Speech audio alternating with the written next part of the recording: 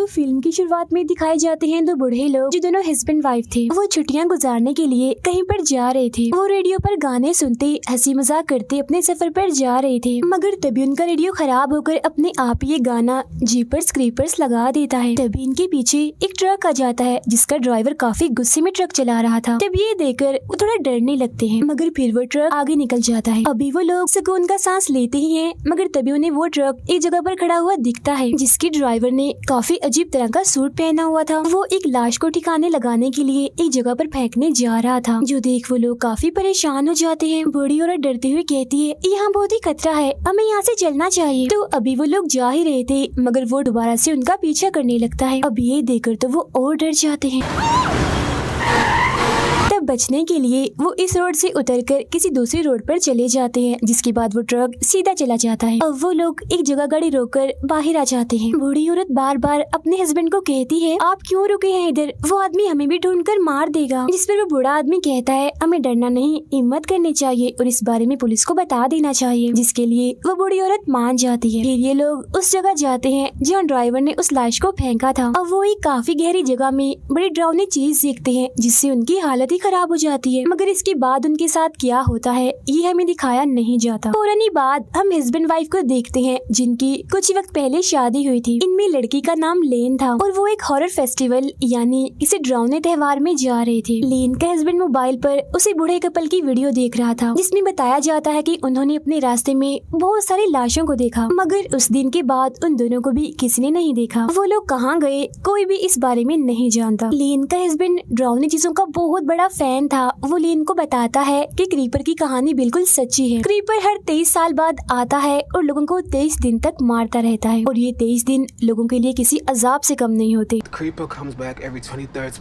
क्योंकि मौत की तरह क्रीपर सभी के सर पर मंडलाता रहता है और बहुत सारे लोगों को बड़ी बेरहमी से अपना शिकार बना लेता है। फिर 23 दिन बीत जाने के बाद वो खुद ही गायब हो जाता है। अब लेन को उसकी इन बातों पर यकीन नहीं आता, इसीलिए वो हंसने लगती है। उसका कहना था कि क्रीपर के बारे में ये सब कुछ बस झूठी दास्तान और मनगढ़ंत बातें हैं। डरावनी चीजों को पसंद करने वालों ने उसे अपना हॉरर हीरो बनाया हुआ है। ये सुन उसका हस्बैंड उसे एक वीडियो दिखाता है जिसमें क्रीपर को भी दिखाया जा रहा था, मगर वो वीडियो इतनी साफ नहीं थी, इसलिए लेन अपनी बात पर अड़ी रहती है कि ये सारी चीजें बस कहानियां हैं। मगर तभी उसे उल्टी होने लगती है, इसीलिए गाड़ी साइड में लगाकर वो जंगल में एक पेड़ के पास जाकर उल्टी करने लगती है। जिसके बाद उसका हस्बैंड गाड़ी में बैठा रहता है। वो अपनी मॉम को मैसेज करके बताता है कि मैं लेन को खुश करने के लिए आज उसे बताऊंगा कि मैं उसे कितना प्यार करता हूँ। अब जिस पेड़ के पास लेन उल्टी कह रही थी उसमें हम क्रीपर का एक हथियार देखते हैं जिसे वो सबसे ज्यादा इस्तेमाल करता है, जो एक नुकीला हथियार था। और पास ही में एक सफेद रंग का परिंदा भी आकर बैठ जाता है जिसकी आंखें लाल थी और वो बड़ी गौर से लेन को देख रहा था। फिर अब हम इसी जंगल में देखते हैं क्रीपर को, जो 23 साल के बाद अपनी गहरी नींद से जाग चुका था और बिल्डिंग से बाहर आ गया था। वो पास ही में पड़े जानवरों के जिस्म से निकले कीड़े मकोड़ों को खाने लगता है, वो भी बहुत मजे से, जैसे वो उसकी कोई पसंदीदा चीज हो। इसके बाद वो जाता है एक स्केयर क्रो के पास और उसके कपड़े निकाल कर पहन लेता है क्योंकि ये उसका पसंदीदा सूट है।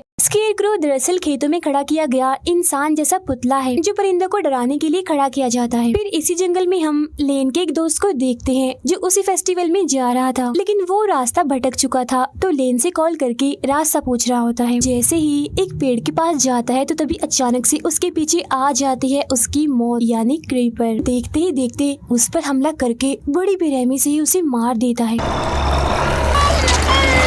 उधर लेन और उसका हस्बैंड भी रास्ता भूल गए थे, इसीलिए वो यहाँ पर बनी एक औरत की दुकान पर जाते हैं जो पुराना और कीमती सामान बेचा करती थी। वो यहाँ उस औरत से रास्ता पूछने आए थे। यहाँ वो पुराने कीमती सामान के अलावा बड़ी ही अजीब से काले जादू करने वाली चीजें भी देखते हैं। दुकान की मालिकों ने एक नक्शा देती है जिस पर यहाँ के सारे रास्ते बने हुए थे। लेन उस नक्शे को लेती है, तभी उसे कुछ ख्याल आने लगते हैं जिसमें वो एक झूले और कुछ लोगों के ग्रुप को देखती है जो काला जादू कर रहे थे और उन्होंने काले अजीब से कपड़े भी पहने हुए थे। पर अब लेन इस ख्याल से बाहर आती है तो नक्शा लेकर वो जाने लगते हैं, मगर तभी वो औरत इन्हें कहती है बहुत बहुत मुबारक हो। अब ये दोनों नहीं जानते थे कि वो ऐसा क्यों कह रही है, मगर इस बात पर ध्यान दिए बगैर वो यहाँ से चले जाते। उनके जाने के बाद वो औरत किसी को फोन करती है और कहती है एक खुशखबरी है, हमें एक बहुत अच्छा फ्रूट मिला है उसको देने के लिए जो उसे बेहद खुश कर देगा। लेन और उसका हस्बैंड एक होटल में जाते हैं जहाँ थोड़ी मस्ती करने के बाद फेस्टिवल में जाने की तैयारी करने लगते हैं। कुछ वक्त के बाद लेन वॉशरूम में जाती है और टेस्ट करती है कि क्या वो माँ बनने वाली है या फिर नहीं, मगर रिजल्ट उसे काफी अजीब ही दिखता है, एक डॉट जिसके आसपास एक दायरा बना हुआ था। अब यहाँ दोबारा से उसे ख्याल आता है जिसमें दुकान की वही मालिक काले जादू वाला सूट पहनकर एक झूले के पास खड़ी हुई थी। उस झूले में किसी बच्चे के रोने की आवाज भी आ रही थी। तभी एक क्रो यानी कौवा आकर वॉशरूम की खिड़की से टकरा जाता है, जिससे लेन काफी डर जाती है और सोचती है ओ माय गॉड यहाँ भी क्रो। तभी यहाँ उसका हस्बैंड आकर लेन को ले जाता है और हम रिजल्ट में पॉजिटिव का निशान देखते हैं, मतलब कि लेन सच में माँ बनने वाली है। तो अब हमें यहाँ पता चलता है कि दुकान की मालिक ने उन्हें इसीलिए ही मुबारक दी थी। खैर अब वो दोनों उस फेस्टिवल में चले जाते हैं, मगर बाहरी एक ग्रुप इस फेस्टिवल के खिलाफ एहतजाज कर रहा था। इसी बीच ग्रुप का लीडर कहता है कि हमारा मसीहा जाग चुका है। अब ये बात लेन को काफी अजीब लगती है, मगर वो इसको नजरअंदाज करके अंदर चली जाती है। इस फेस्टिवल में बहुत सारे लोग आए हुए थे जिन्होंने अलग अलग डरावनी मूवीज के कैरेक्टर जैसे हुलिये बनाए हुए थे, जो काफी एंजॉय और मस्ती कर रहे थे। तभी इनके बीच एक लड़का आता है जो सबको ये दिखाने की कोशिश करता है कि मुझे तीर से किसी ने मारा है, मगर असल में वो सबके साथ मजाक कर रहा था। लेकिन जैसे ही वो जंगल में जाता है तो उसका मजाक सच बन जाता है, क्योंकि तभी वहाँ पर आ जाता है क्रीपर और उस पर हमला करके उसे पेड़ की टहनी में घुसाकर मार देता है, क्योंकि क्रीपर अपने सारे हथियार अपने साथ लेकर शिकार पर निकला हुआ था और वो बहुत ही भयानक दिख रहा था। लेन और उसका हस्बैंड फेस्टिवल में मजे करते हुए इधर उधर घूम रहे थे, मगर तभी वो एक गेम खेलने जाते हैं जिसमें नुकीले हथियारों से निशाना लगाना होता है। पहले लेन का हस्बैंड इस गेम को खेलता है, मगर वो निशाना ठीक से नहीं लगा पाता। अब जब लेन की बारी आती है तो वो क्रीपर का हथियार चुनती है, जिससे उसके सारे निशाने बिल्कुल सही जाके लगते हैं। मगर तभी इस नुकीले हथियार से उसकी उंगली कट जाती है और उंगली पर वही अजीब सा डॉट के चारों तरफ दायरे का निशान बन जाता है। इस निशान को लेन बड़े गौर से देख रही थी, तो तभी उसे फिर से ख्याल आता है, जिसमें वो देखती है जो ग्रुप का लीडर इस फेस्टिवल के खिलाफ एहतजाज कर रहा था, अब की बार उसने भी काले जादू वाले कपड़े पहने हुए थे। लेन वहाँ पर चुपचाप खड़ी थी और उसके माथे पर यही वाला निशान बना हुआ था। उसके आसपास बहुत सारे लोग कोई काला जादू कर रहे थे। इसी के साथ ही लेन का ये ख्याल यहीं पर खत्म हो जाता है। इस गेम का मालिक इन्हें बताता है कि यहाँ एक और हार जीत वाली गेम होने वाली है, उसमें भी तुम हिस्सा ले सकते हो। तो वो दोनों ऐसे करते हैं और उस गेम में हिस्सा ले लेते हैं, मगर यहाँ दुकान की वो मालिक जिससे इन्होंने रास्ता पूछा था वो सभी पर्चियों के साथ छेड़छाड़ कर देती है, जिससे हैरानी वाली बात ये होती है कि लेन और उसका हस्बैंड इस गेम को जीत जाते हैं। इनके गेम जीतने का इनाम ये था कि इन्होंने एक ग्रुप के साथ एक डरावने घर में जाना था, जिसका स्टाइल बिल्कुल जीपर जैसा था। वो दरअसल एक एस्केप रूम की तरह बनाया गया था, जहाँ कुछ चीजों को पास करने के बाद इन्हें वहाँ से निकलना था। उस घर के अंदर इनके साथ जो कुछ भी होना था उसे बिल्कुल किसी फिल्म की तरह रिकॉर्ड भी किया जाना था। अब इस वजह से दुकान की मालिक और वहाँ खड़ी एक औरत जो सिंगर थी वो बहुत ही खुश हो जाती है। अब ये दोनों उस पूरे ग्रुप से मिलते हैं जिन्होंने इनके साथ उस घर के अंदर जाना था, जिनमें एक थी इस पूरी फिल्म की होस्ट, एक था मैनेजर और एक कैमरामैन। इनके साथ एक और आदमी भी जा रहा था जो कि इन सबका लीडर था और इसने इन सब की मदद करनी थी वहाँ जाकर। अब ये लोग उस घर के कब्रिस्तान में पहुँच जाते हैं, जहाँ आकर लीडर इन्हें बताता है कि जिस घर में हम जा रहे हैं उस फैमिली के लोग इस कब्रिस्तान में दफन हैं और ये कब्रिस्तान काफी सदियों पुराना है। कहा जाता है कि जो फैमिली उस डरावने घर में रहती थी वो बहुत ही अच्छी और नेक थी, मगर ये जगह भूतिया भी हो सकती है, यानी बहुत डरावनी। और अब हमें यहाँ से पैदल चलकर उस घर तक जाना होगा। इसी बीच हम क्रीपर को देखते हैं जो एक बिजली के टावर पर अपना ट्रक लाकर मारता है, जिससे वहाँ की आधी लाइट जाने की वजह से सभी के सिग्नल्स चले जाते हैं। तभी क्रीपर अपने ट्रक से निकलकर बाहर आता है और वहाँ लगे एक कैमरा में रिकॉर्ड हो जाता है, जिसे वो कैमरामैन भी अपने कैमरा में साफ साफ देख पा रहा था, मगर उसका कैमरा भी खराब हो जाता है और अब वो अकेला ही आगे बढ़ता है। उसे वहाँ सिंगर औरत दिखती है जिसने वही अजीब से काले जादू वाले कपड़े पहने हुए थे। कैमरा को ठीक करने में वो उसकी मदद लेने के लिए जाता है, मगर तभी यहाँ क्रीपर आ जाता है और उस पर हमला करके उसके चेहरे को पकड़ लेता है, जिसके बाद बड़ी बेरहमी से वो उसे मार देता है। उधर लेन का हस्बैंड होस्ट के साथ काफी हंसी मजाक कर रहा था, जिसे लेन को काफी बुरा लग रहा था। पास होकर अकेली ही कब्रिस्तान के रास्ते आगे बढ़ती है, मगर तभी उसके पीछे पीछे उसका हस्बैंड भी आ जाता है उसे मनाने के लिए। वो उसे यहाँ बताने ही वाला था कि मैं तुमसे बहुत प्यार करता हूँ, मगर एकदम से क्रीपर यहाँ आता है और लेन को पकड़कर अपने साथ उड़ाकर कहीं ले जाता है। उधर वो तीन लोग कैमरामैन को ढूंढ रहे होते हैं, जहाँ उन लोगों को वो तो नहीं मिलता मगर उसका कैमरा मिल जाता है खून से भरा हुआ। दूसरी साइड से लेन का हस्बैंड डरकर भागता हुआ यहाँ पर आता है और बताने लगता है कि कोई अजीब सी चीज जो कोई अलग ही तरह की लग रही थी वो लेन को उड़ाकर अपने साथ ले गई है।